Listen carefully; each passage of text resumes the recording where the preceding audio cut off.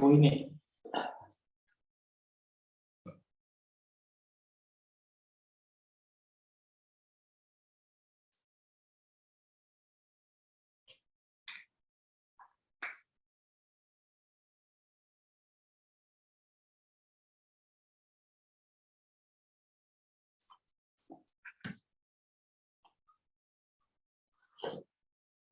आया कि नहीं है 3 अभी तक? नहीं आया अभी तक? सब लोग कोई नहीं।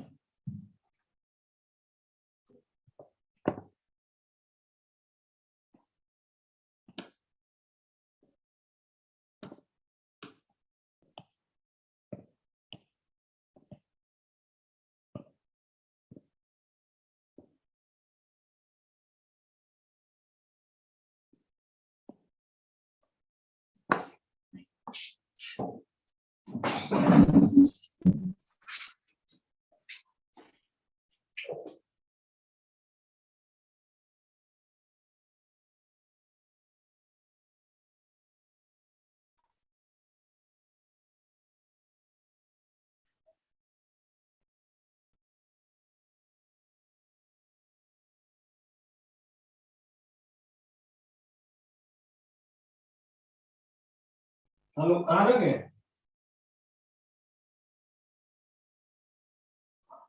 नहीं नहीं, उसी पे था, सेम ही रहेगा।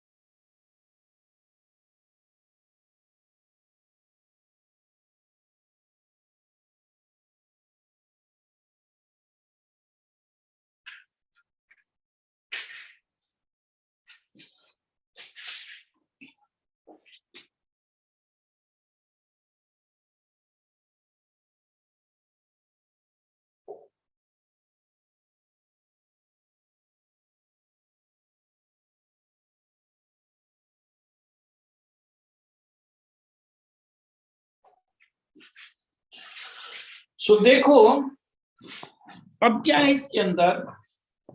यदि मैं देखूं यहाँ पे, फिर से वही कॉन्सेप्ट लगाऊंगा। मैं बोलूंगा कि F equal to capital M plus 2M into A। ठीक है? Yes, okay Suhani? यस। अब यदि मान लो कि F मिनिमम की बात में करूं पहले, तो F मिनिमम वाले केस में क्या होगा? ये वाला ब्लॉक नीचे आने की कोशिश करेगा तो इस पे फ्रिक्शन ऊपर की तरफ लग जाएगा और रोक लेगा। जब ये नीचे आएगा तब ये आगे जाएगा तो फ्रिक्शन इधर पीछे की तरफ लग जाएगा और इसको रोक लेगा। ठीक है? सो मैं यहाँ पे लिखता हूं कि फॉर F मिनिमम वाले केस में जो ऊपर वाला ब्लॉक है उसका एफपीटी यदि मैं बनाऊं, सो मुझे क्या क्या मिलेगा? यहाँ पे हो गया टेंशन T, नीचे हो गया, ऊपर हो गया नॉर्मल फोर्स, नीचे हो गया mg। चूंकि ये नीचे जा रहा था ऊपर फ्रिक्शन लग रहा था, ये आगे जा रहा था फ्रिक्शन इस पे पीछे लगेगा, तो ये फ्रिक्शन इस पे लग जाएगा म्यू इंटू mg। गौरी बात समझ में आ रही है? यस यस सर, ये इधर आया। अच्छा, दूसरा वाला ब्लॉक यदि मैं लूं स्मॉल m जो लटका हुआ है, सो इसके ऊपर एक नॉर्मल फोर्स लगेगा and this normal force equal to mass into acceleration. ऊपर के ऊपर एक टेंशन लगेगा, नीचे लगेगा mg, अब सिंस ये नीचे की तरफ आ रहा है इसलिए इसको ऊपर की तरफ एक फोर्स लगेगा, suit of force which is N mu into N. तो इसकी वैल्यू हो जाएगी म्यू इंटू एम ए। अच्छा इसको एन डैश मान लेता हूँ क्योंकि यहाँ पे एन माना हुआ तो कंफ्यूजन हो जाएगा। सो अब यदि मैं इसको सॉल्व करने की कोशिश करता हूँ, ये बात समझ में आ रही है जी तुमको यतीन? Yes sir. सो यहाँ पे t minus mu m g equal to m into, अच्छा for f minimum a must be minimum also, ठीक है। सो यहाँ पे क्या हो जाएगा कि t minus mu m g equal to m into a minimum पहले वाले ब्लॉक के लिए, एंड दूसरे वाले ब्लॉक के लिए क्या इक्वेशन हो जाएगा मेरे पास? दूसरे वाले ब्लॉक के लिए मेरे पास इक्वेशन हो जाएगा m g equal to T plus mu into m a. बोलो यस। तो यदि तुम इन दोनों इक्वेशन को ध्यान से देखो तो यहाँ से टी की वैल्यू आ रही है mu m g plus m into a minimum. अच्छा बच्चा यहाँ पे भी ये जो चीज मैंने लिखा है यहाँ पे ये ए मिनिमम ही तो हो जाएगा। तो जहां जहां पे मैंने लिखा है ए वहां वहां पे मुझे ए मिनिमम लिख देना चाहिए। बोलो यस यस। सो इन दोनों को आप इक्वेट कर लो, यहाँ के टेंशन को जो है उठा के यहाँ पे डाल दो। सो आपके पास इक्वेशन बन जाएगा m g equal to mu m g plus m into a minimum plus mu m a minimum. तो आप यदि इसको ध्यान से देखो तो एम एम सब जगह कट जाएगा, यहाँ पे जी वन माइनस म्यू, ये वाला इधर चला गया तो, और यहाँ पे बच जाएगा ए मिनिमम वन प्लस म्यू। बोलो बच्चों यस। बात समझ में आ रही है? ये क्या किया समझ में आ रहा है? Yes, sir. So a minimum की वैल्यू आपके पास आ जाएगी g into one minus mu upon one plus mu. So यदि ए मिनिमम की वैल्यू इतनी आ गई तो मेरा एफ मिनिमम कितना आ जाएगा? कैपिटल एम प्लस इस two m into a minimum. अब दूसरी बार क्या करोगे?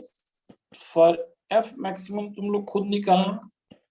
एफ मैक्सिमम में क्या हो जाएगा, जैसे ये फोर्स बहुत ज्यादा हो गया तो अब ये ऊपर भागने लगेगा तो फ्रिक्शन नीचे लग के इसको रोकेगा, और जब ये ऊपर भागेगा तो ये पीछे भागेगा तो फ्रिक्शन इधर आगे की तरफ लग जाएगा।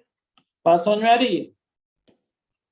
So for F maximum try yourself, और इसका आंसर क्या आ जाएगा?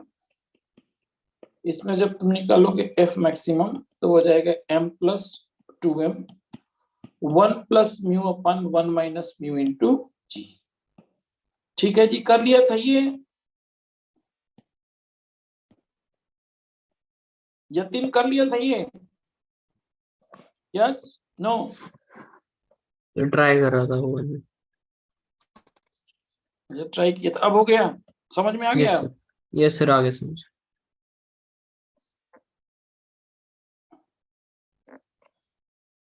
ये क्वेश्चन नंबर सॉल्व एग्जांपल 5, ये तो खैर आसान है, ये सब तो कर ही लोगे।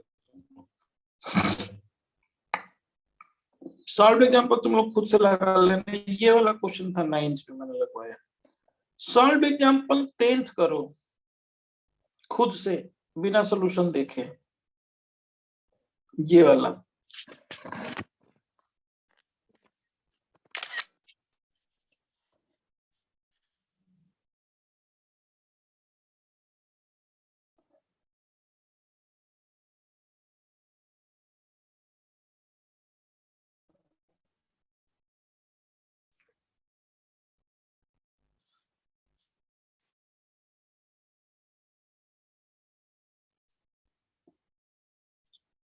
ये तुम्हारे पास आ गया, ये करो क्वेश्चन।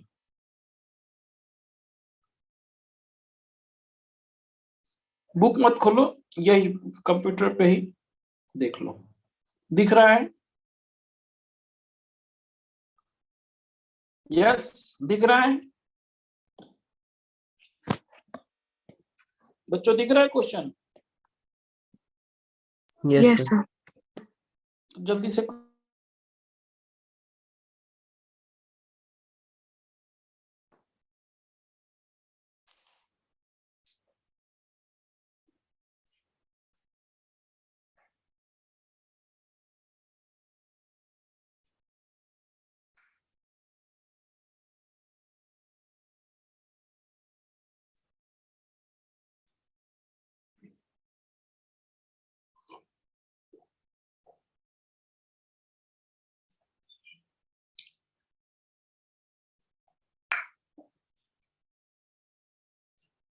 तुम्हारा वो मैंने देखा था जी उसका क्या नाम है, यतीम एलन का तो टेस्ट सीरीज सबसे सस्ता है और बहुत बढ़िया भी होता है, 2000 रुपये का है सिर्फ।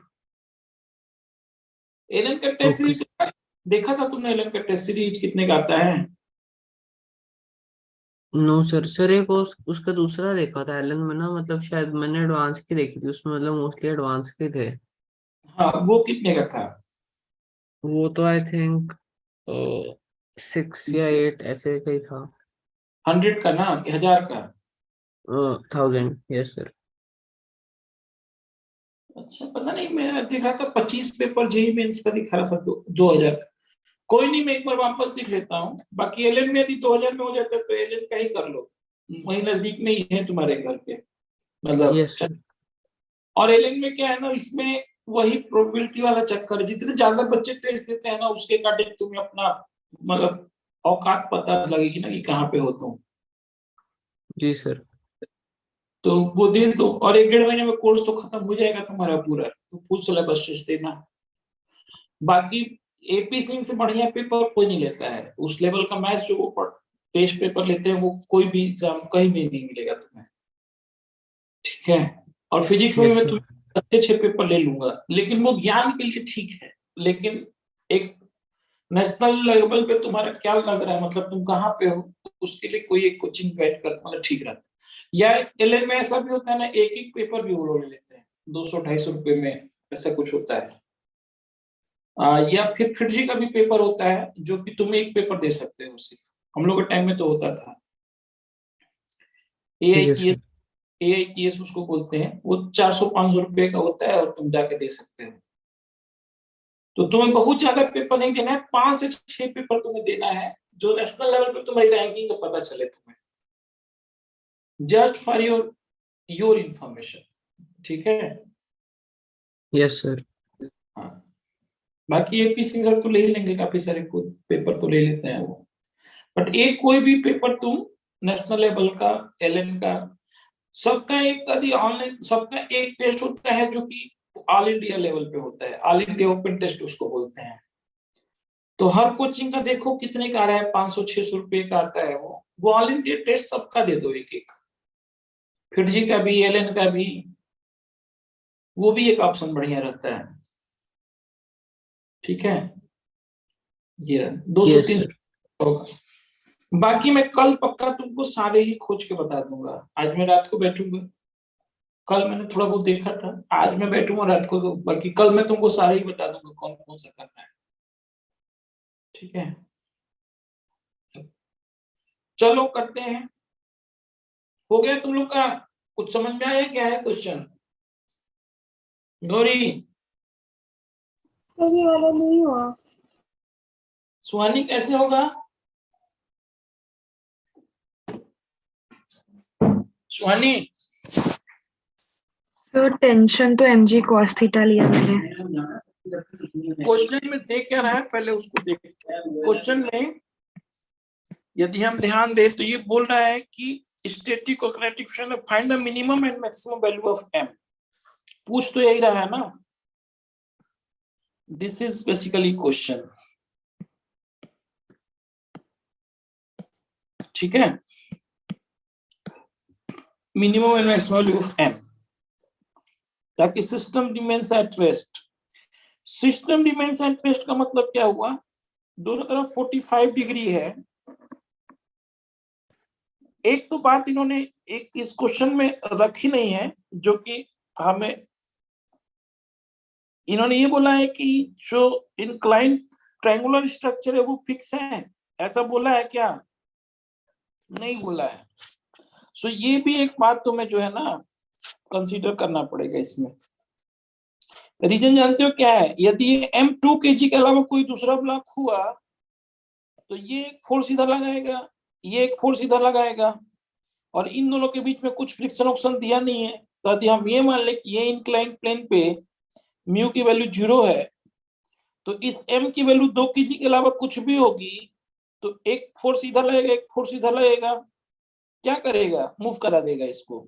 बस समझ में आ रहा है? यस। सो एक बात जो इन्होंने नहीं दिया है वो हमें कंसीडर कर लेना चाहिए कि here prism is at rest. ठीक है बेटा, ठीक है सुहानी, बात समझ में आ रही है मैं क्या बोल रहा हूँ? यस सर, हो गया था इतना। ये सब पोजीशन जो मैं ले रहा हूँ ये तो तुम्हें समझ में आ रहा है, ठीक है। अब तुमने ये सब पोजीशन के बाद ही दूसरा स्टेप लिया है, तुमने एफबीडी बना लिया। तो तुमने एफबीडी बना लिया तो तुमने बोला कि भैया ये जो है mg sin थीटा हुआ, sorry mg by root two, यहाँ पे टेंशन t हो गया, यहाँ पे भी टेंशन मेरे पास नॉर्मल फोर्स n हो गया, और इस तरफ मेरे पास mg बाई रूट टू हो गया। यहाँ पे कोई टेंशन वाली बात ही नहीं है। बोलना है कि सिस्टम को रेस्ट में करना है, तो देखते हैं अब की बार इसका भी एपीडी बना लेते हैं। तो इसके भी एपीडी में यहाँ पे हो गया टेंशन टी, इस तरफ लगेगा mg बाई रूट टू, और mg की जगह पे यहाँ पे 10 रूट टू हो जाएगा, और उधर भी 10 रूट टू हो जाएगा। ये जो मैं कर रहा हूं इसमें किसी को कोई समस्या, कोई दिक्कत? बोलो नो, बोलो बच्चों yes no. No sir, sir minimum mass आ गया कितना आया बेटा?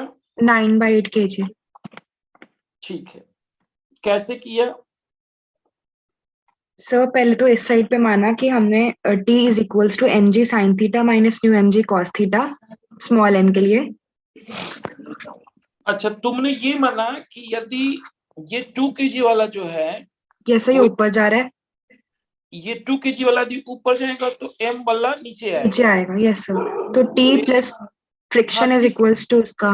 हाँ समझ गया, धीरे धीरे।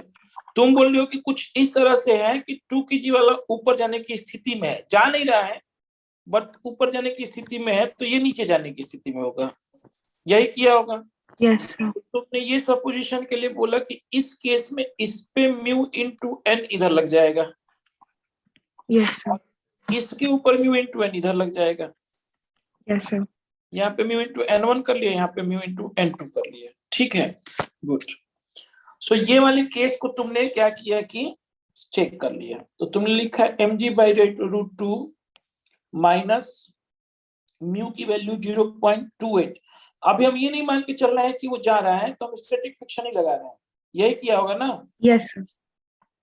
तो 0.28 इंटू, एक बात बताओ भाई लोग, मैं जो कर रहा हूं मैं खुद ही समझ रहा हूं कि तुम लोग भी समझ पा रहे हो कि क्या कर रहा हूं? Hello yes sir. गौरी, जो मैं कर रहा हूँ तुम्हें भी समझ में आ रहा है कि मैं अपने ही किए जा रहा हूँ? नहीं सर, आ रहा है। अच्छा, और तुम्हें भी यकीन? Yes sir.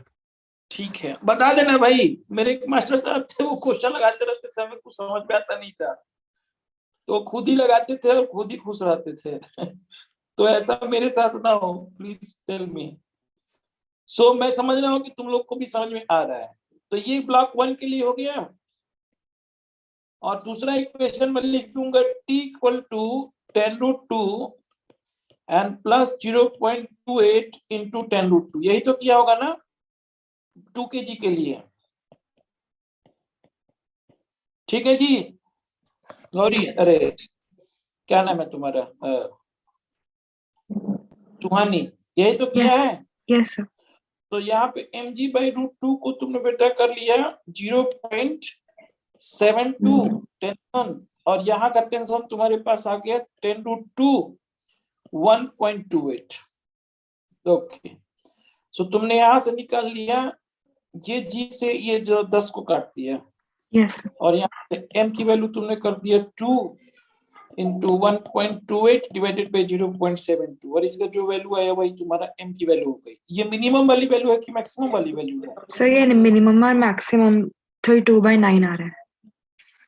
हाँ, ये क्या है? ये मैक्सिमम है मिनिमम। कि ये मिनिमम है?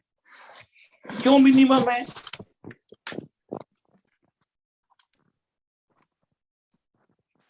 मिनिमम है, why it is minimum, why it is not maximum? बोलो। जब मैक्सिमम करेंगे तो क्या होगा?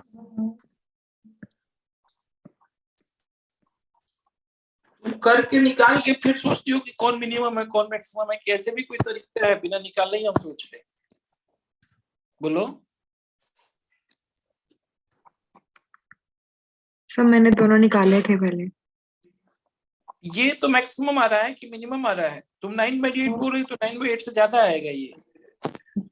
यस सर, वो मैक्सिमम है। ये मैक्सिमम है, exactly this is maximum. M की वैल्यू यदि ज्यादा होगी तब तो वो खींच के ले जाएगा 2 kg वाले को। बोलो जी, बचा पार्टी बात समझ में आ रही है? Hello Gauri, yes sir. ये मैक्सिमम है तभी तो एमजी नीचे ले जाने की स्थिति में बन रहा है, ले नहीं जा रहा है वास्तव में। यस लेकिन सर। यदि वो प्रवृत्ति भी बना रहा है तो एम की वैल्यू यहाँ पे ज्यादा है तब तो वो खींच पाएगा। बोलो yes. Yes sir. And similarly यदि मैं तुमसे पूछूं एम मिनिमम, तो मुझे लगता है कि जो बुद्धिमान बच्चे यहाँ पे है वो लिख देगा 2 इंटू 0.72 अपन 1.28। बोलो। यस उल्टा सर। उल्टा कर देगा। क्यों करेगा? ये मैं समझता हूँ कितने बुद्धिमान हो तुम लोग। समझ में आ रहा है जी तुम्हें जी क्या किया मैंने? Yatin, yes sir. ये दूसरा वाला जो उल्टा कर दिया वो समझ में आया तुम्हें? एन मिनिमम के लिए 0.72 अपन 1.28 क्यों कर दिया मैंने? ये बात समझ में आई?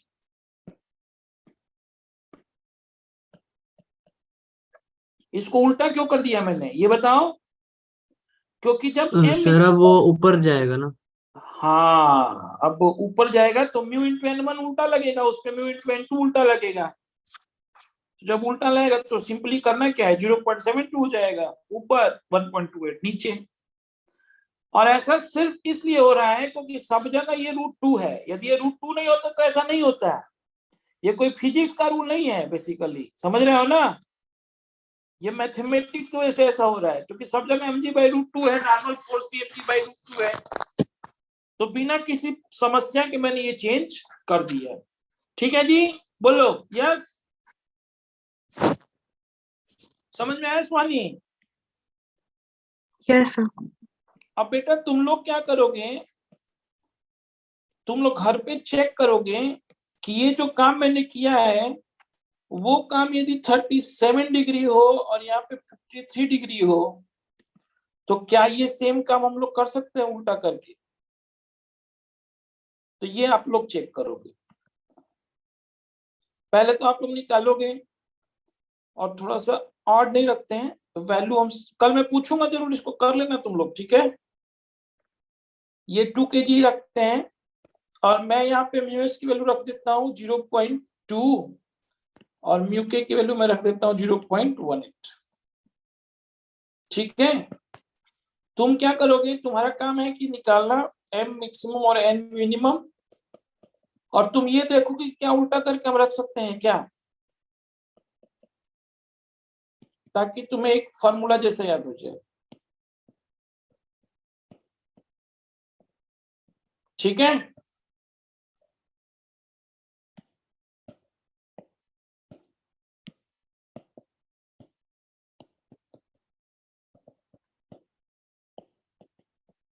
ये फिक्स।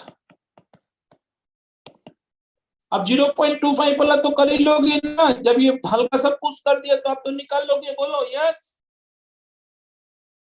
हेलो यस, बोलो बच्चों। यतीन यस कहा? सर।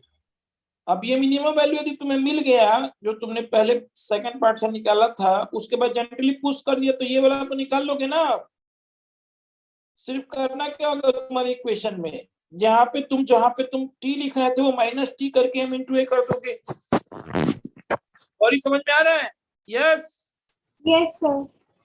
चलो अब हम लोग देखते हैं, ये हो गई कहानी, अब तुम लोग कर लोगे। अब क्या है कि 2 ब्लॉक सिस्टम के ऊपर क्वेश्चन आते हैं जो कि फ्रिक्शन में काफी ढंग के होते हैं। सो मैं देखता हूं कि ये तुम लोग को कितना अच्छे से आता है। हाँ, एक और विशेष बात, तुम ये बताओ कि तुम 10 बजे तो रोज ही फ्री रहती हो ना गौरी, कि कोई दिक्कत होती है तुम्हें 10 बजे? नहीं सर, 10 बजे फ्री होती हूँ। अच्छा, और तुम सुहानी कितने बजे मैक्सिमम सोती हो? सर 12। 10-12 बजे तुम सोती हो। तो यदि मैं तुम लोग की क्लास रोज 10 से 11:30 या 12 रखूं तो तुम लोगों को कोई दिक्कत परेशानी है? नहीं सर। इसमें क्या है कि किसी का शेड्यूल का समस्या नहीं रहेगा और रोज क्लास हो पाएगी तो कोर्स हमारा जल्दी से खत्म हो जाएगा। तो ये टाइम फिक्स हो गई, ठीक है? सर ये 11th की क्लास की कि 12th की क्लास की टाइम है? तो अब एक ही टाइम रहेगा, उसमें जिस दिन 11th होगा यह 3 आ जाएगा, जिस दिन 12th होगा तुम लोग आ जाओगे, ठीक है? Okay sir. रोज ही क्लास होगी अब, और वो एक दिन बीच लगा के हम लोग कर लेंगे। जैसे कल मंडे है तो कल हम लोग 12th कर लेंगे, ठीक है? MWF में 12th कर लेंगे और TTS में 11th कर लेंगे, जैसे चलता है चंडीगढ़ में पूरा, ठीक है ना? बोलो okay yes. Sir. Yes sir. हाँ, तो कोई टेंशन वाली बात ही नहीं है। संडे को हम एक्स्ट्रा क्लास रखना होगा, कोई क्लास बस कैंसिल हुई रहेगी तो रखेंगे, नहीं छुट्टी होगी तो संडे तुम भी मजे करना, मैं भी मजे करूंगा, ठीक? तो कल से हम 10 से, जब तक टॉपिक ना खत्म हो क्लास रखेंगे अपनी, खत्म बात, संवाद समाप्त। देखो बच्चों, यहाँ पे क्या है कि मैंने क्या किया है कि एक जो है ब्लॉक रख दिया 10 kg का, और उसके ऊपर एक 5 kg का ब्लॉक दूसरा रख दिया। यहाँ पे मैं लगाता हूँ फोर्स F1 और ये ऊपर वाले पे लगाता हूँ फोर्स F2।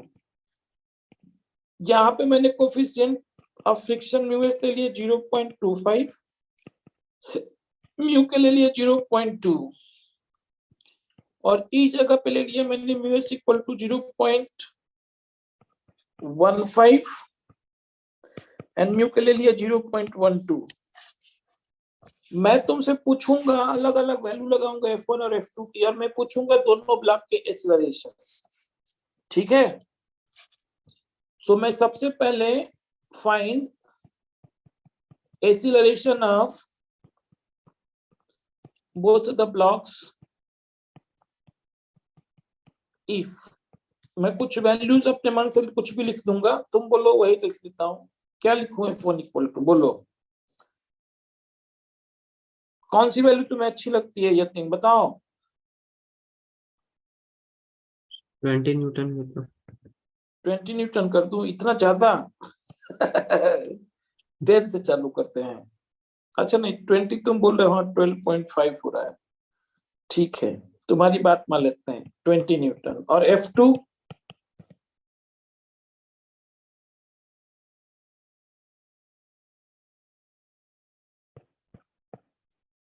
चलो सुहानी, F2 कितना रख लो, बोलो।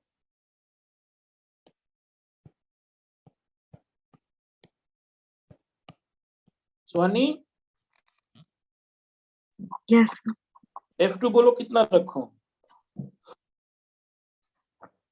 25 रख लो सर। 25 रख लेता हूँ। चलो, तो ये क्वेश्चन जल्दी से सॉल्व करके मुझे बताओ, 2 मिनट देता हूँ तुमको।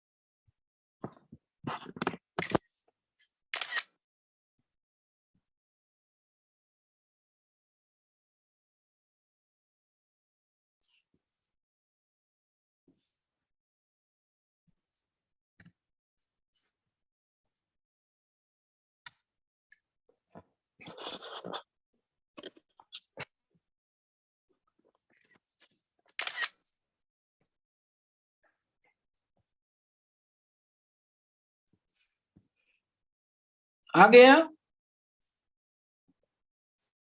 मैं खाली हूं, जैसे ही हो जाएगा बताना, मैं कुछ टाइम अपना यूटिलाइज कर रहा हूँ। आंसर जैसे ही आएगा मुझे बता दो।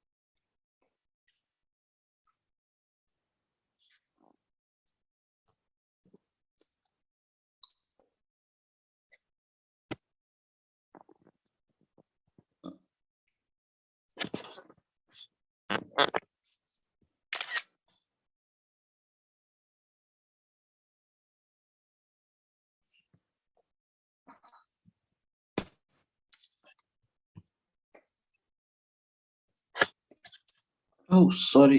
ओके, ये चल तो रहा है ना? हेलो। Yes sir. अच्छा अच्छा, हो गया क्वेश्चन तुम लोग का? बताऊं?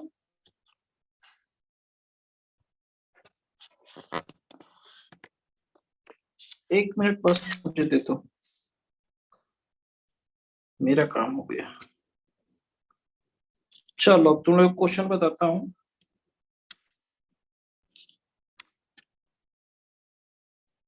आ जाओ। हाँ स्वानी, कितना है बेटा? एफपीडी बनाया सबसे पहले 5 kg वाले का।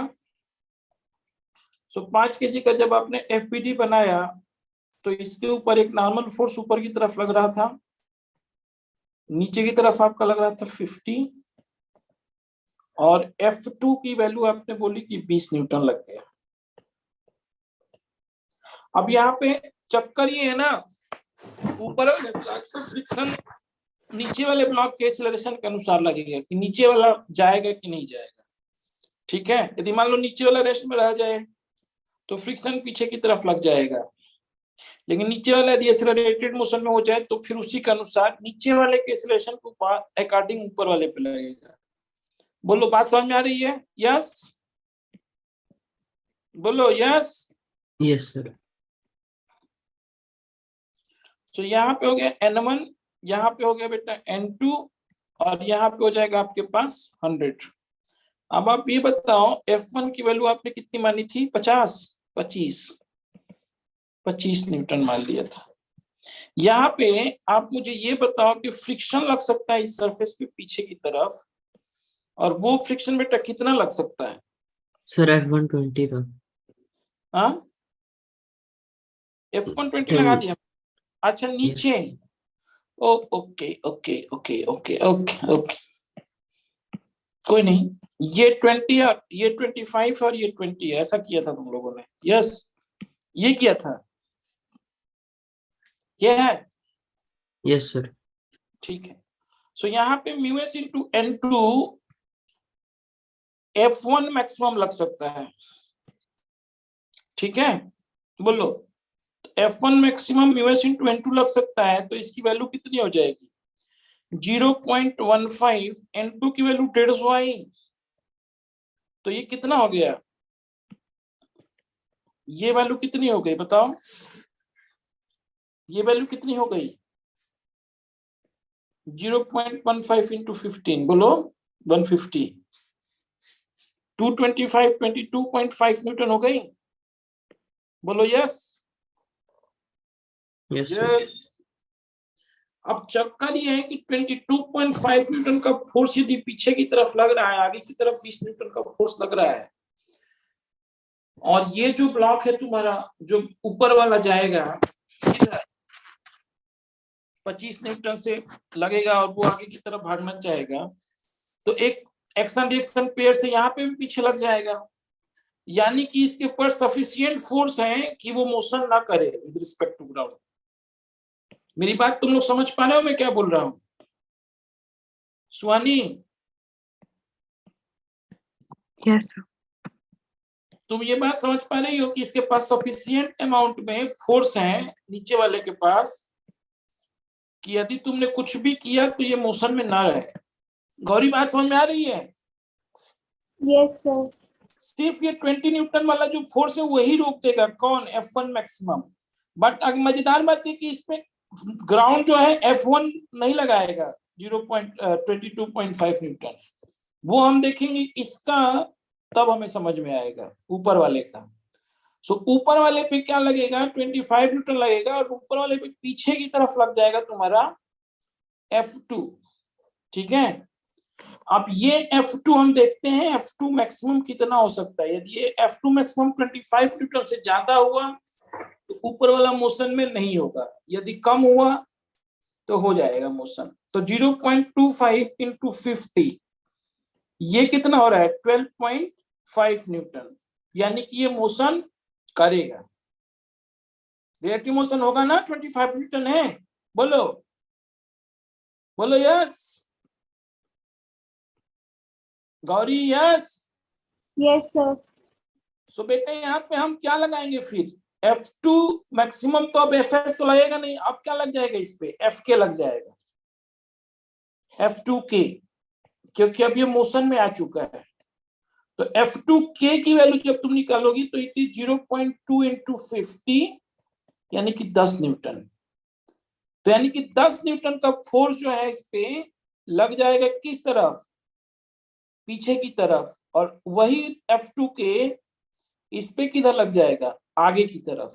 बोलो, बात समझ में आ रही है? यस और नो? बोलो यस और नो? Yes sir. अब तुम देखो, यदि ये सारी एनालॉजी हमने सब कुछ सही किया है, तो जो ऊपर वाला ब्लॉक है यदि उस पे F2 के लग गया, नीचे वाले ब्लॉक पे आगे की तरफ F2 के लग गया, तो तुम मुझे बेटा ये बताओ कि ये दोनों फोर्सेस की वजह से ये वाला ब्लॉक तो हिल जाएगा। इस पे 30 न्यूटन आगे की तरफ लग रहा है, पीछे 22.5 न्यूटन लग रहा है, तो ये भी मोशन में आ जाएगा। तो जो एनालॉजी तुमने सोची थी सारी एनालॉजी तो खत्म हो गई। अब तुम समझ पा रहे हो मैं क्या बोल रहा हूं? Yes sir. हेलो। सो इसका मतलब ये है कि लोचा कहाँ हुआ है? लोचा ये हुआ है कि हमने इस बात का कंसिडरेशन नहीं लिया कि स्टैटिक फ्रिक्शन जो होता है, ये वीडियो रिकॉर्ड हो रहा है, तुम लोग वापस से देख लेना, ठीक है, because is a very important concept, किसी बुक में इस तरह से समझाया भी नहीं गया है, ये पूरा लॉजिकल है, खुद ही सोचना पड़ता है हमें। यहाँ पे चक्कर ये है कि मतलब ये हो गया कि हम क्या करें, सबसे पहली चीज जो हम माने वो ये माने कि 5 केजी और 10 केजी वाला ब्लॉक जो है ना, उनके बीच में भी मूवमेंट नहीं हो रहा है, दोनों साथ साथ जा रहा है। बोलो, बात समझ में आई? यस और नो? हेलो? फ्रिक्शन क्या चाहेगा, दोनों को साथ साथ ले जाना चाहेगा कि नहीं चाहेगा?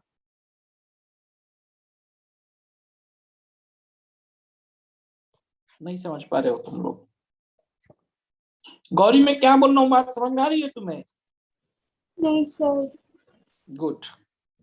मैं तुमको ये बोलने की कोशिश कर रहा हूँ कि जब हमने सारा का सारा एफडी बनाया, तो जो नीचे वाला ब्लॉक था उसपे मैंने F1 मैक्सिमम लगा दिया, वो F1 मैक्सिमम की वैल्यू 22.5 न्यूटन आ गई। तुमने बोला कि सर मैंने 20 न्यूटन का फोर्स लगाया, नीचे वाले पे 22.5 आ गया, तो ये मोशन में नहीं रहेगा। कौन सा? नीचे वाला विद रिस्पेक्ट टू सरफेस, जहां पे ये है। बोलो, यहां तक की बात समझ में आई? यस? Yes sir. यहां तक की बात जब तुमने की, तो उसके पहले तुमने इसके विषय में कोई चर्चा नहीं किया, ऊपर वाले ब्लॉक के विषय में। बोलो यस? यस? Yes sir. ऊपर वाले ब्लॉक की जब मैंने चर्चा की, तो तुमने क्या देखा कि ऊपर वाले ब्लॉक पे यदि 25 न्यूटन का फोर्स तुमने लगाया, और यदि ये मोशन में हुआ, मोशन में तो होगा ही, क्योंकि इस पे मिनिमम फोर्स कितना मैक्सिमम फोर्स कितना लग सकता था? F2 maximum. F2 मैक्सिमम इस पे कितना लग सकता था? 0.25 इंटू 50, 12.5। लेकिन चूंकि वो मोशन में आ गया, इसलिए 12.5 नहीं लगेगा, क्या लगेगा? F2K लग जाएगा। सो F2K की वैल्यू 0.2 इंटू 50, 10 न्यूटन हो जाएगी। अब जब ये 10 न्यूटन इस पे पीछे की तरफ लगा, तो एक्शन रिएक्शन पेयर से यही 10 न्यूटन तो इसमें आगे की तरफ लग जाएगा। बोलो यस? बोलो यस? तो अब नीचे वाले ब्लॉक जो 10 केजी का है, उस पे इफेक्टिव फोर्स 30 न्यूटन का लग गया। तो जब 30 न्यूटन का बेटा फोर्स लग गया, इसका मतलब नीचे वाला ब्लॉक भी मूव करने लगेगा। ठीक है? बोलो यस और नो? यस? यानी कि हमने जो सपोजिशन लिया था, वो सारा का सारा सपोजिशन कॉन्ट्रडिक्ट कर गया। तो अब हमें कौन सा सपोजिशन लेना पड़ेगा? दूसरा वाला। अब दूसरा सपोजिशन ये लेना पड़ेगा कि ऐसा नहीं है, नीचे वाला ब्लॉक भी सपोज मूव कर रहा है, due to combined effect of this 25 newton and this 20 newton. बात समझ में आ रही है जी? यतीन बोलो यस? Yes sir. तो अब दूसरा स्टेप में ये करूंगा कि यदि 10 केजी वाला ब्लॉक मूव करने लगा, तो अब मैं F1K भी निकालूंगा, क्योंकि यदि वो मूव करेगा तो अब F1 तो उस पर लगने वाला है नहीं, फ्रिक्शन स्टैटिक तो लगेगा नहीं, अब तो किनेटिक फ्रिक्शन लगेगा उस पे। सो F1K की वैल्यू कितनी आ जाएगी? 0.12 इंटू 150। 0.12 इंटू 150 की वैल्यू कितनी होती है? 18 न्यूटन। बोलो, बोलो, कैलकुलेट कर लोगे ना इसको? 18 न्यूटन। यस? बोलो भैया, हाँ कि ना?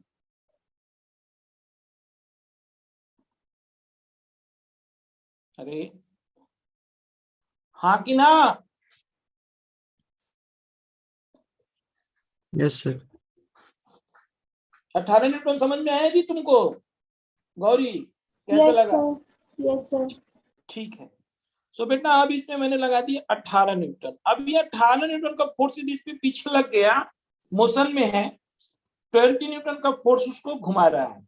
अब क्या है कि अब देखेंगे 25 वाले को। अब हम बोलेंगे कि 25 वाला अब क्या चाहेगा? अब 25 वाले की चाहत होगी कि यार ये नीचे वाला तो मोशन में आ चुका है, मैं जो है 5 केजी वाला 10 केजी के साथ रेस्ट में रहूं, हम दोनों साथ साथ रहें। बोलो हमने जो शुरू में प्रयास किया 10 केजी को साथ साथ रखने का with respect to this ground, वो नहीं हो पाया। ठीक है, तो 5 केजी वाला चाहेगा कि मेरे और 10 केजी के बीच में जो फ्रिक्शनल फोर्स है वो इतना लगा दे कि हम दोनों साथ साथ कम से कम रह ले। ठीक है, तो अब एफबीटी क्या बनाओगे तुम? अब तुम एफबीटी ये बनाओगे कि तुम बोलोगे कि भैया ऐसा है कि 5 केजी पे जो है 25 न्यूटन का फोर्स लगना है, लगने दो। इस पे एक पीछे की तरफ फोर्स लगा दो F। इसका नाम मैं रख देता हूँ F2, क्योंकि ऊपर वाले को सबको मैं 2 करके चलना हूँ, तो ये F2 हो गया है। नीचे वाले ब्लॉक पे यही F2 आगे की तरफ लग जाएगा। बोलो बच्चों, यस यस। Yes sir. अब मेरा कोशिश क्या रहेगा कि दोनों साथ साथ जाए। कौन? 10 केजी और 5 केजी। तो मैं अब इक्वेशन लिखूंगा 20 plus F2 minus 18 equal to 10 into A and 25 minus F2 equal to 5 into A। और इस इक्वेशन को सॉल्व करूंगा, यहां से मिलेगा मुझे 27 इक्वल टू 15A। A की वैल्यू मिल गई 27/15। अब ये 27/15 इस इक्वेशन में डालूंगा, और यदि F2 की वैल्यू F2 मैक्सिमम से कम हुई, जो हो सकती है F2 मैक्सिमम की वैल्यू, तो ये दोनों साथ साथ जाएंगे। बोलो, ये बात समझ में आ रही है तुम लोगों को? F2 मैक्सिमम ही मैंने कहीं से चुपके से निकाल के रख लिया, 0.25 इंटू 50, 12.5। ठीक है बच्चों, बोलो यहां तक की बात समझ में आई? यस और no? Yes, sir. Yes sir. So बेटा अब इसमें मैं डाल के देखता हूँ 25 minus F2 equal to 5 into 27/50। F2 equal to 25 minus 5 into 27/15। So बच्चा ये हो जाएगा 625, और यहाँ पे हो जाएगा 5 इंटू 27/15। मैं यहाँ से एक काम करता हूँ, 5 कॉमन निकाल लेता हूँ, तो ये हो जाएगा 125 माइनस 27 होल डिवाइडेड बाई 15। ये कट गया, ये बच गया 3। 98/3 आ रहा है। F2 आ रहा है 98/3, यानी कि 98/3 यदि F2 की वैल्यू होती तो ये दोनों साथ साथ जाते। क्या F2 की वैल्यू 98/3 हो सकती है? Which is slightly equal to how much? 98/3 कितना हो जाएगा? 96/3 यदि मैं करूंगा तो हो जाएगा मेरा 32। तो 32.66 काफी बड़ा है जी ये।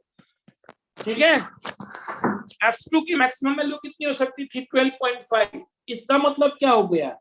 इसका मतलब ये हो गया कि अब मैं कुछ भी कर लूं, 5 केजी वाला भी 10 केजी के साथ नहीं जाएगा।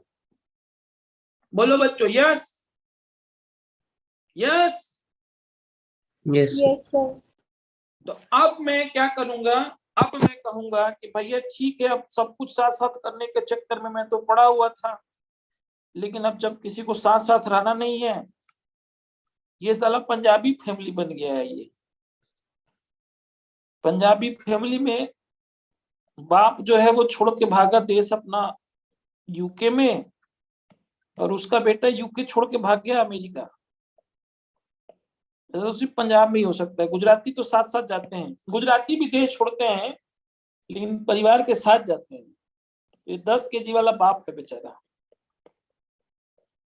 अब देखो यहाँ पे क्या है कि 20 न्यूटन पे लग रहा है, ये 20 न्यूटन लग गया बेटा, ठीक है, और ये पीछे लग रहा था 18 न्यूटन। यहाँ तक को तो कोई कंफ्यूजन नहीं था? बोलो जी, मोशन में आ चुके थे? बोलो yes, hello, yes yes Gauri. Yes, sir. और ऊपर वाला जो 5 केजी है बेटा, उस पे 25 न्यूटन लग रहा था, और पीछे की तरफ बेटा अब इस पे क्या लग जाएगा? अब इस पे F2K लग जाएगा। क्यों? क्योंकि अब इन दोनों के बीच में भी रिलेटिव स्लिपिंग होगा, क्योंकि हमने देख लिया कि F2 की वैल्यू 32.66 आ रही थी।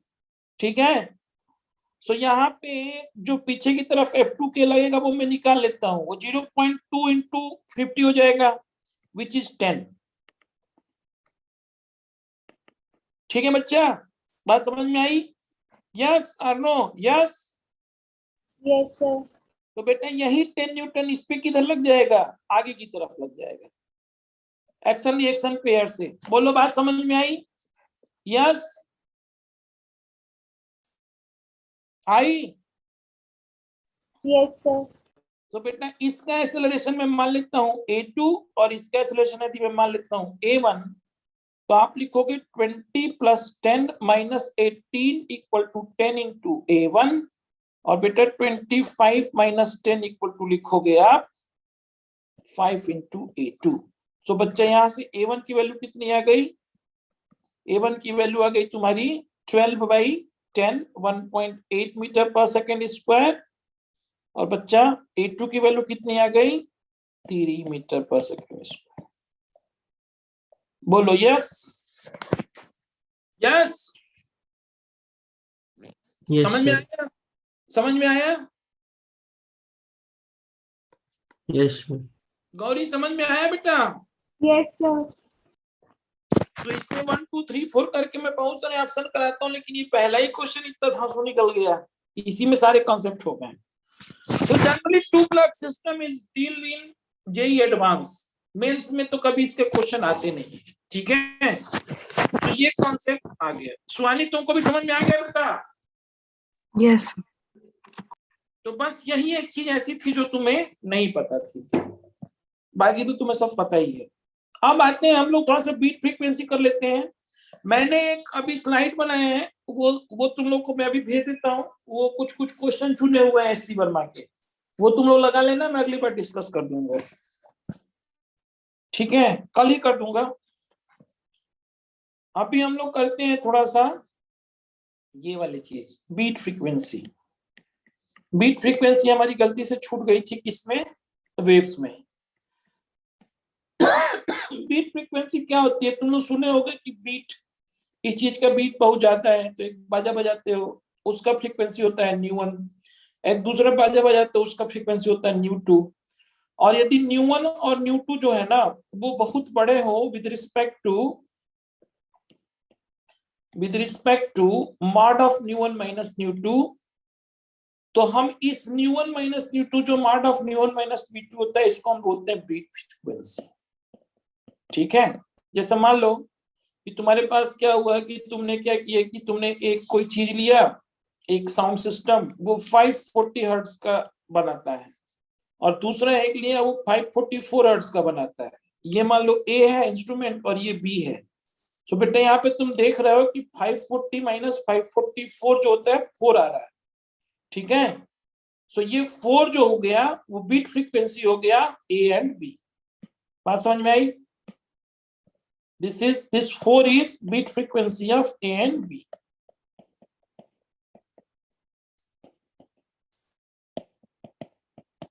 Between A and B. बोलो बात समझ में आई? हेलो, बोलो बात समझ में आई? बीट फ्रीक्वेंसी क्या होती है? Yes sir. अब बीट फ्रीक्वेंसी के क्वेश्चन कैसे होंगे, तो वो मैं तुमको बताने जा रहा हूं अब कि बीट फ्रीक्वेंसी के क्वेश्चन तुमसे जेई वाले कैसे पूछेंगे। तो जेई में क्या होता है जनरली,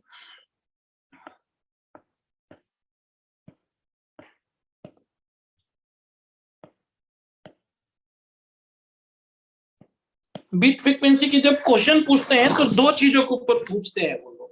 एक वो लोग बोलते हैं कि एक सोनोमीटर वायर है। सोनोमीटर वायर ऐसे एक वायर होता है जो 2 सिरों पे कसा हुआ रहता है, और इसकी एक फ्रीक्वेंसी होती है।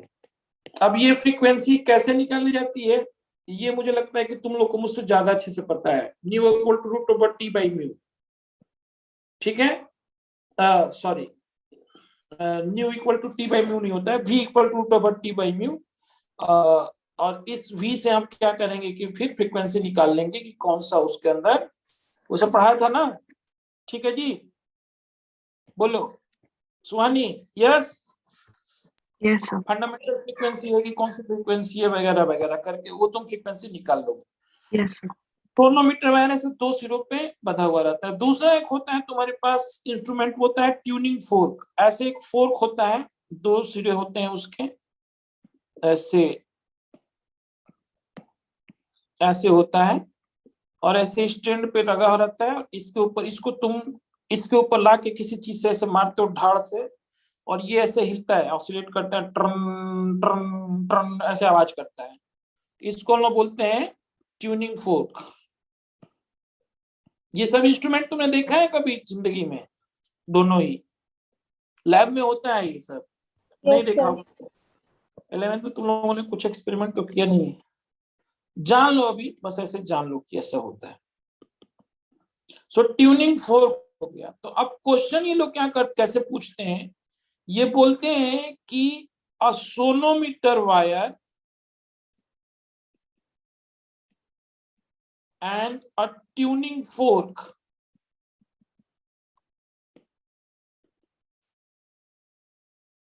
oscillates together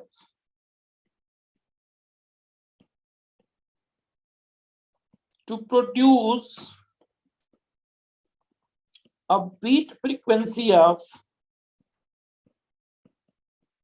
let's say, 4 hertz. If tuning fork has been waxed and now both the instruments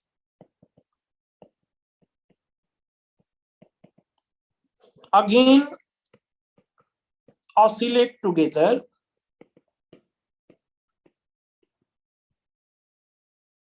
and the beat frequency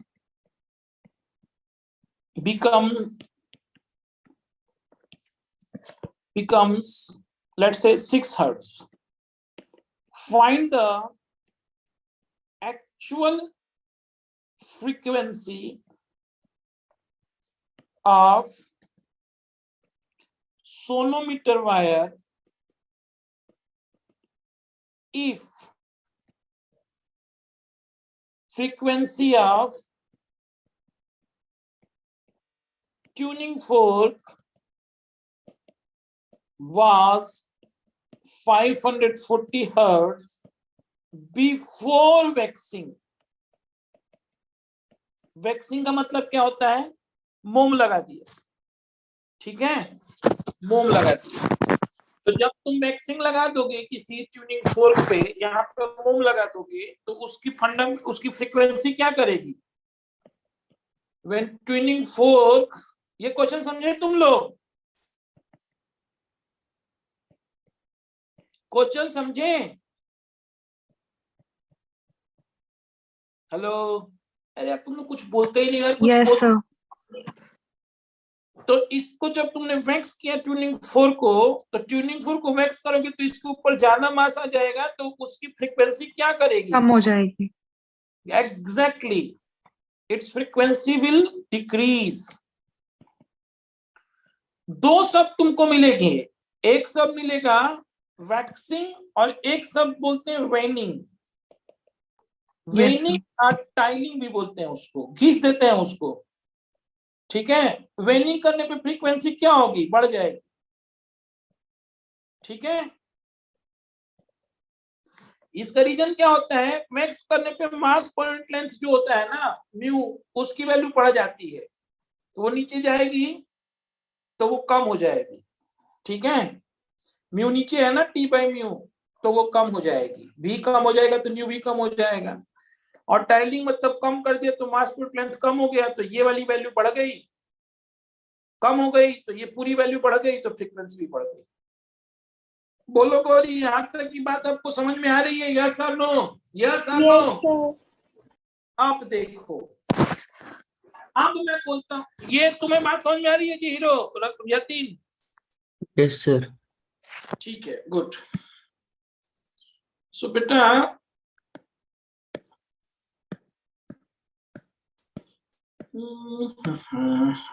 करते हैं। अब इस क्वेश्चन को हम करेंगे कैसे? मान लो कि बिफोर वैक्सिंग सोनोमीटर वायर तो वैक्सिंग हो ही नहीं रही है, जो भी काम हो रहा है ट्यूनिंग फोर्क पे हो रहा है। तो यदि मैं ये लिखूं कि nu tuning fork minus nu sonometer wire mod of nu equal to 4 दिया है, जहां पे न्यू टी क्या है, वैक्सिंग के पहले उसका क्या है, फ्रीक्वेंसी है। ठीक है, न्यू टी Yes, क्या sir. है, न्यू टू जो है वो ट्यूनिंग फोर्क की फ्रीक्वेंसी है बिफोर वैक्सिंग। बाद में जब तुमने, तो यहां से यदि इस इक्वेशन को तुम सॉल्व करोगे तो ये इक्वेशन तुम्हारे पास क्या हो जाएगा, new T minus nu s equal two plus minus 4। बोलो बच्चा, यस। Yes, sir. तो बेटा यहाँ पे न्यू एस की वैल्यू क्या हो जाएगी, न्यू टी प्लस माइनस 4, यानी कि या तो ये 544 हर्ट्ज होगा या 548 हर्ट्ज होगा, ना sorry 536. Yes yes. Gauri, Gauri सो गई क्या, जगी हुई हो? Mic, yes sir. माइक खराब हो गया तुम्हारा? सर माइक ऑन नहीं हो रहा था, हैंग हो गया था कंप्यूटर एकदम से। अच्छा कोई नहीं, अभी हो गया ना ऑन, ठीक है। Yes sir. बेटा तो यानी कि न्यू एस जो था बेटा वो हो गया या तो 444, 544 या 536। अब ये बिफोर की कहानी है, ठीक है। अब हम जो आफ्टर की कहानी है वो लिखेंगे। तो आफ्टर की कहानी में क्या हो रहा है, nu T dash minus nu s equal to 6। बढ़ गया ना, बोलो बोलो, बढ़ गया ना? Hello, yes sir. Yes, sir. 6 hertz हो गया ये। अब आप मुझे ये बताओ कि यदि यहां से मैं सॉल्व करूं तो new T dash minus nu S की वैल्यू मेरे पास हो जाती प्लस माइनस 6। अब तुम ये बताओ कि न्यू टी डैश जो है उसकी वैल्यू क्या हो जाएगी इस केस में, न्यू एस प्लस माइनस 6। ठीक है, बोलो यस और नो। Yes, sir. यस या यदि मैं न्यू एस की वैल्यू जो मैंने निकाली हुई है, कोई भी एक वैल्यू डाल के देखो इसमें, यदि मैं न्यू टी डैश लिखूं यहाँ पे 544 प्लस 6 तो ये कितना हो जाएगा 550, और न्यू टी डैश यहाँ पे लिखूं 544 माइनस 6 तो क्या हो जाएगा 438। बोलो बोलो यस और no. Hello, Yes, yes sir. और नो। बेटा एक बात बताओ मुझे, यदि तुमने क्या किया कि ट्यूनिंग फोर्क को वैक्स किया तो उसकी फ्रीक्वेंसी कम हुई, तो उसकी फ्रीक्वेंसी जब कम होगी, ठीक है, तो न्यू एस की वैल्यू यदि 544 रही हो, अच्छा इसको भी जाने देते हैं, एक मिनट हम इसको भी जाने देते हैं। इनफैक्ट मैं ये यहीं से कर दूंगा, इनफैक्ट इतनी जरूरत नहीं है मेरे को, यहीं से क्वेश्चन हो जाएगा, इसकी भी जरूरत नहीं है, यहीं से कर दूंगा। मैं तुमसे ये बोल रहा हूँ कि तुम्हें ये पता है कि न्यू टी की वैल्यू पहले कितनी थी, 550 थी, ठीक है 550 थी। बोलो, अरे ट्यूनिंग फोर्क की वैल्यू पहले कितनी थी, 540 थी, 540 थी। बोलो Yes, sir. 540 थी और तुमने वैक्सिंग किया, वैक्सिंग करने से उसकी फ्रीक्वेंसी घटेगी ना नेचुरली। बोलो Yes, sir. तो यदि नेचुरली उसकी वैल्यू घटेगी और न्यू एस की वैल्यू यदि 544 होती तो 544 और इसकी वैल्यू जो घटी, ये दोनों का जो कॉम्बिनेशन, पहले 540 था 540 से घट गया, तो 544 माइनस 540 के नीचे वाली जो चीज करोगे उससे 6 हर्ट्ज आएगा, कि 536 जो है जो कम है और ये और कम हुए तो और नजदीक आ रहा है ना। मैं क्या लॉजिक लगा रहा हूँ समझ रहे हो गौरी, लॉजिक समझ रही हो क्या लगा रहा हूँ मैं? सर एक बार दोबारा बता दो।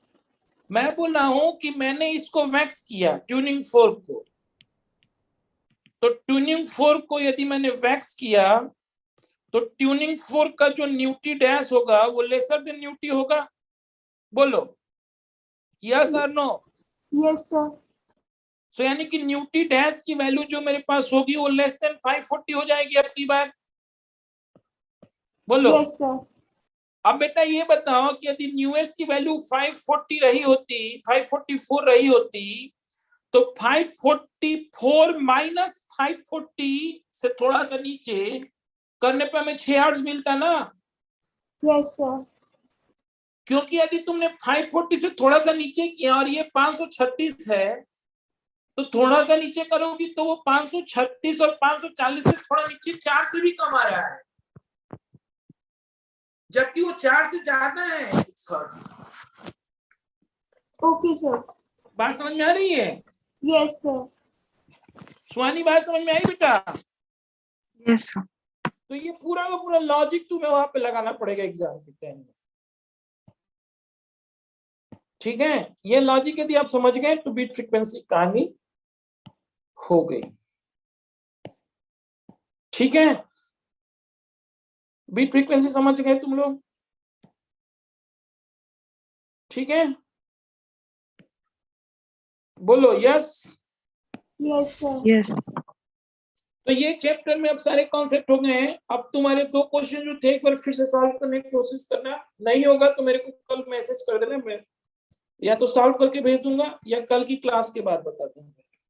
ठीक है, और जो तुम्हारे डाउट्स होते हैं ना उसको ग्रुप पे ही शेयर कर दिया करो।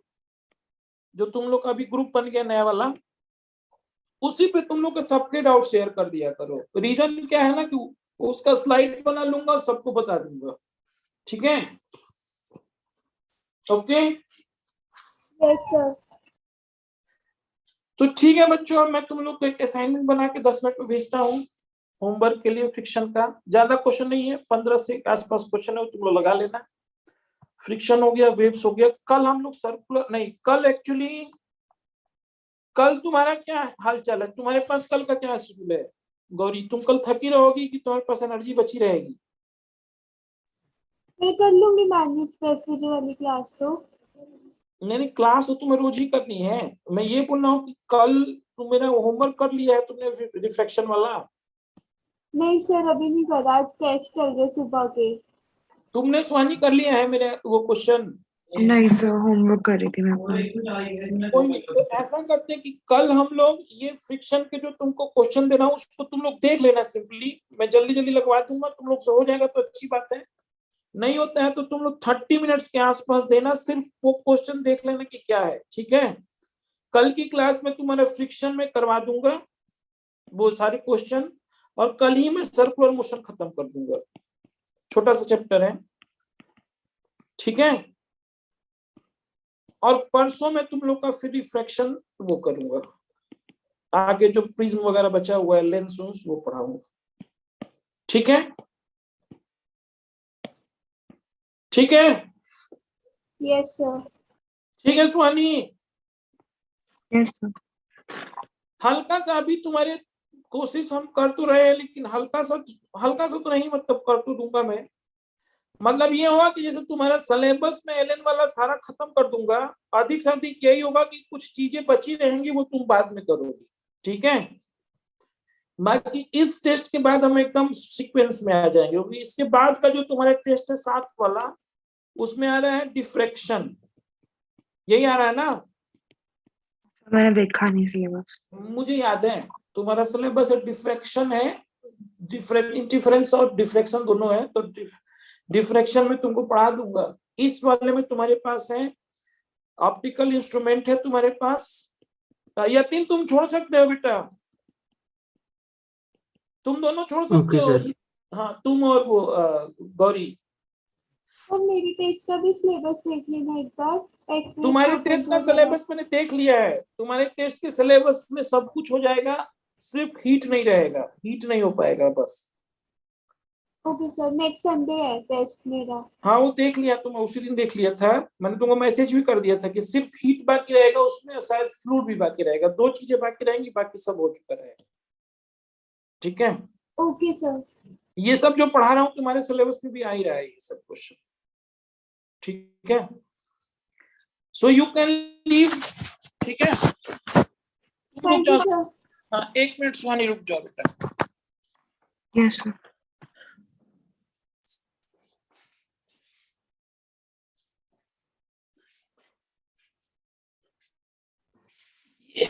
तुम्हारा सिलेबस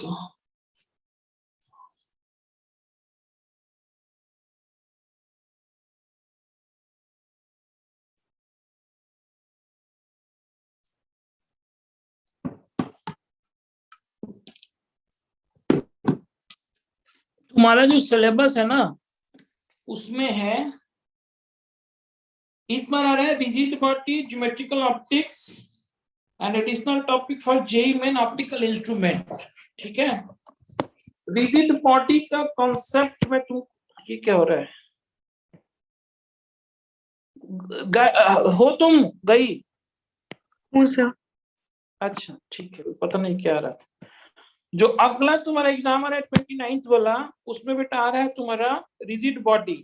तो मैं सोच रहा हूँ कि कल तुम लोग को सर्कुलर मोशन पढ़ा देता हूँ फ्रिक्शन के बाद, यस सर। और मैं ना सर्कुलर मोशन की कंटिन्यूएशन में तुम लोग को रोटेशनल पढ़ा दूंगा, ठीक है।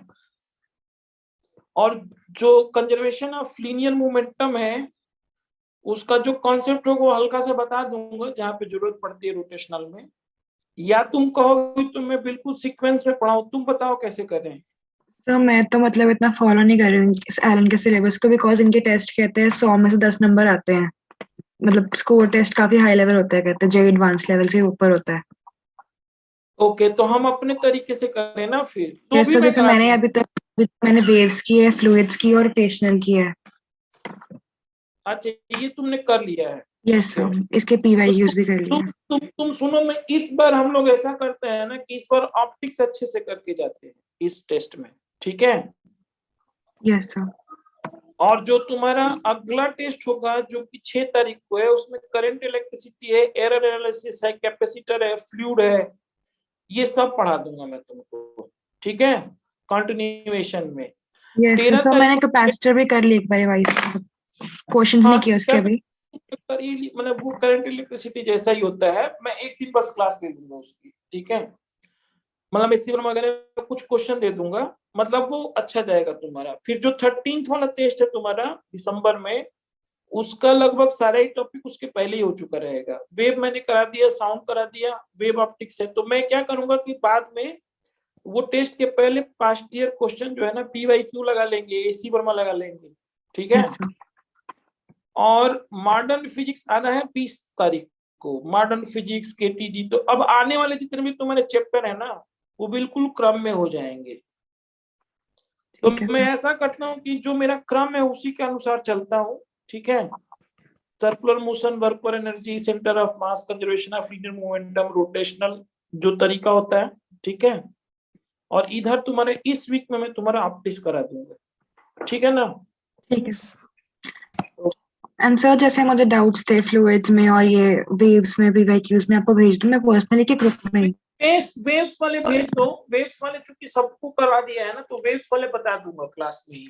एक्चुअली मेरे ठीक है। पास जो टाइम का ही रहता है ना कि एक ही बार, मतलब मैं पूरे दिन तो कोर्ट में रहता हूँ और शाम उनको मैं घर पे आता हूँ। तो अभी वो 11th वालों की भी क्लास इसीलिए अलग कर दिया है, तो क्लास के टाइम पे ही बता पाऊंगा। हम ये करेंगे कि जो भी तुम डाउट भेजोगी ना, तो 10 to 11:30 के आसपास क्लास होती है हमारी, ठीक यस है। सर। 11:30 ऑनवर्ड हम उसको कर लेंगे। जैसे वेव के डाउट भेजोगी तो दोनों को आता है तो उनका भी हो जाएगा साथ में।